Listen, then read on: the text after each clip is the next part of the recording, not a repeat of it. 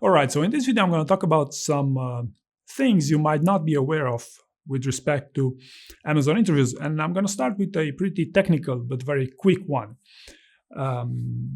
When you're getting asked a question, a failure question in Amazon interview, that's not always because they want to screen you on "are right a lot" as a leadership principle. And if I may give you a counterexample here, tell me about the time when you did not effectively manage your project and something did not get completed on time.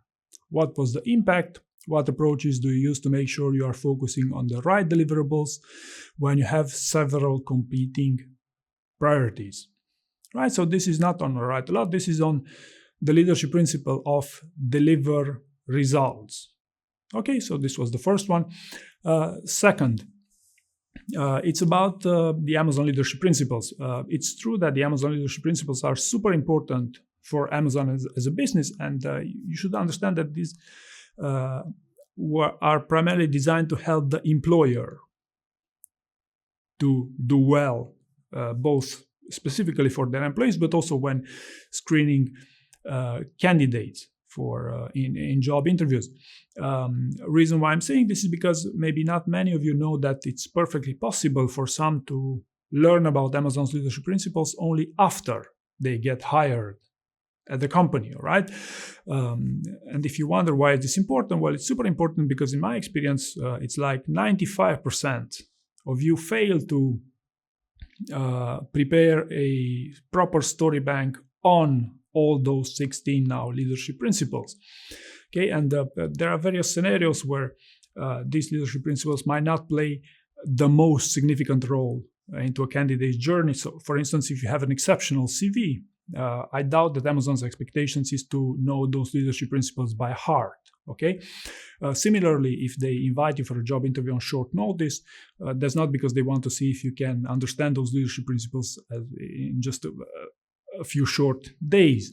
But I would say that even further, for the more classic scenario where you have 2 or more weeks to prepare for the interview, there are candidate-centric approaches to prepare for that interview. That, for instance, to prepare on some behaviors which are equivalent to those leadership principles and still end up with a pretty decent story bank. And then you could even go with questions for leadership principles and so forth. But long story short, think candidate-centric, preparing for a job interview, right? The third thing you might not be fully aware of is the most common scenario when people get up-leveled in an Amazon interview is when they least expect this to happen, right? So primary reason why I'm saying this is because too many of you try to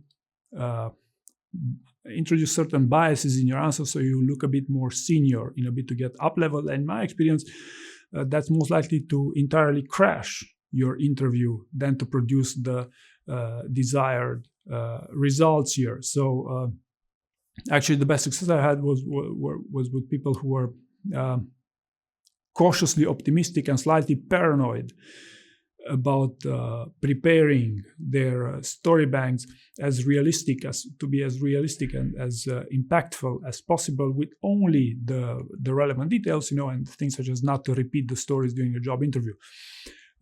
This is where the difference is being made in these interviews, according to my experience. And maybe one more note here, due to the intensity of these interviews, it's perfectly normal that you don't realize how your interview went immediately after it ended. So I'd recommend you give it a couple of days and only then to really do a deep dive into how it actually went, right? And also consider taking notes if you want here.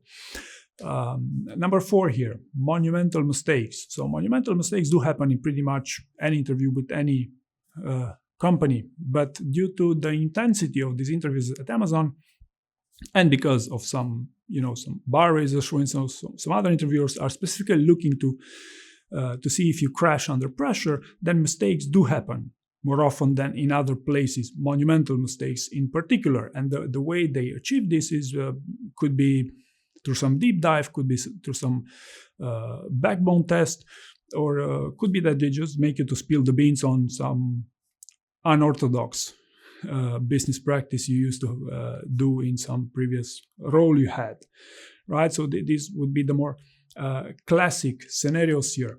And the main antidote to prevent these monumental mistakes is to really take a little bit of time and be less reactive. Take your time to listen exactly, not only to the question, but also maybe spend a few seconds to understand why the question gets asked. So if you want professional advice for Amazon interviews, listening skills do pay off quite well in these exchanges. Number 5, cheating in behavioral interviews, as cheating within any interviews does happen.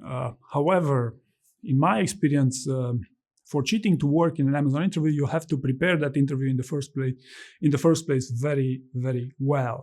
So you'll have to prepare on the principles or on the behaviors to end up with an exceptionally good story bank, and then you can think of, eventually cheating a little bit, either in the form of biasing,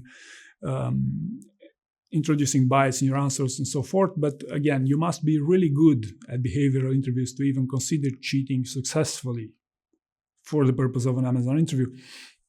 That's why I believe you must be really aware the type of people who do well with these types of behaviors.